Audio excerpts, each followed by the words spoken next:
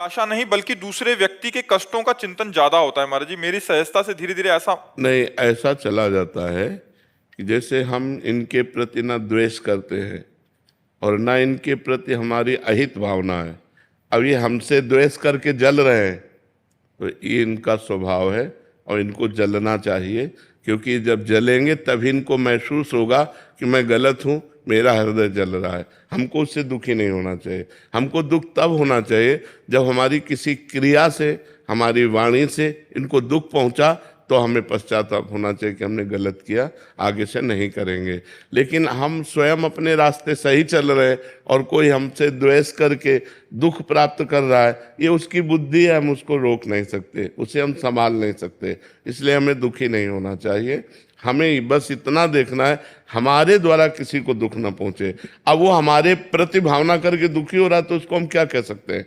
हमारा बस नहीं, क्योंकि उसका स्वभाव उसको दुख दे रहा है। इसलिए हमको प्रसन्न रहना चाहिए। ऐसे संसार की इन वृत्तियों में नहीं फंसना चाहिए, नहीं तो आप दुखी बनी रहेंगे। जी प्रभु, ऐसा ही हो रहा है। हाँ, नहीं, आपको दुखी नहीं होना।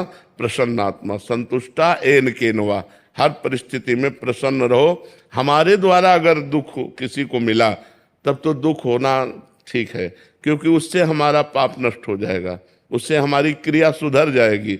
लेकिन कोई अपने आप हमारे प्रति भाव करके दुखी हो रहा है, उसमें हमारा कोई दोष नहीं। हमें प्रसन्न रहना चाहिए। बहुत से बहुत भगवान से प्रार्थना करनी चाहिए कि उसकी बुद्धि शुद्ध हो जाए। व्यर्थ में वो जल रहा है, पर हमें दुखी नहीं होना चाहिए।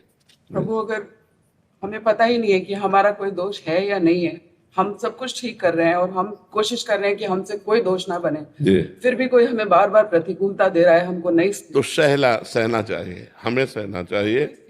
हाँ, उमा क्षमा सापो ते भारी, अपने कर्म जाय अपकारी। जब आप सहोगी तो आपकी सहनशीलता उसके स्वभाव को नष्ट कर देगी, उसको ठीक कर देगी, उसका दंड उसको मिलेगा।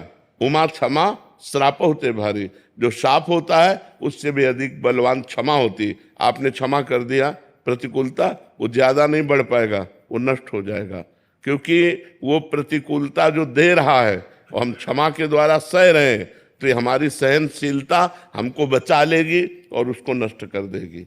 ऐसा नहीं कि हम 4 गाली रोज कोई देता, हम चुपचाप सह रहे हैं तो 8 देने लगेगा, नहीं, वो देने लायक नहीं रहेगा। जब हम चुप रहते हैं तो उसको बहुत बड़ा दंड मिलता है। एक नाव में 50 लोग बैठे थे, उसमें एक संत अपने शिष्य के साथ बैठे थे, तो 2 पुलिस कर्मचारी चढ़े। उस समय, पुराने समय में संगीन लेके चलते थे, जिनमें चाकू पर लगी हो ऐसी राइफल लेके चलते थे। तो नजदीक गए और संत के शिष्य से कहा, और शकील तो वहां जगह नहीं थी, तो एक बूट मारा। वो नंगे पैर बैठे थे तो बूट से उनके पैर में मारा और कहा साइड हो। वो कोशिश की लेकिन जगह नहीं थी। फिर एक थप्पड़ मारा, वो कुछ नहीं बोले, क्योंकि साधु थे, शांत चुपचाप सह गए। अब नाव किनारे पहुंची तो पानी 2 हाथ जहां नाव नहीं जा सकती, तो उन्होंने राइफल को ऐसे किया और ऐसे करके छलांग मारना चाहा। ऐसा बूट फिसला कि वो जो चाकू थी उन्हीं के गले में घुस गई और वहीं मर गए। तो उनके गुरुजी ने शिष्य को डांटा, कहा अगर 2-4 शब्द बोल देते तो बच जाता, तुमने एक भी शब्द उत्तर नहीं दिया, उसका साधु अवज्ञा तुरंत भवानी, कर कल्याण अखिल के हानि। सारे पुण्य नष्ट हो गए, देखो मृत्यु को प्राप्त हो गया। उमा क्षमा सापौते भारी। यदि आपको कोई सता रहा है तो आप चुप हैं, ये चुप उसके लिए बम का काम करेगा। अगर हमने कुछ बोल दिया तो बचत हो जाएगी, अगर हमने बोला नहीं तो उसको भोगना पड़ेगा और तत्काल कोई न कोई उसके ऊपर अटैक होगा, काल का, माया का, कि वो झेल नहीं पाएगा। ये सिद्धांत है। अगर हम चुप हैं तो चुप रूपी ये बम उसको नष्ट कर देगा।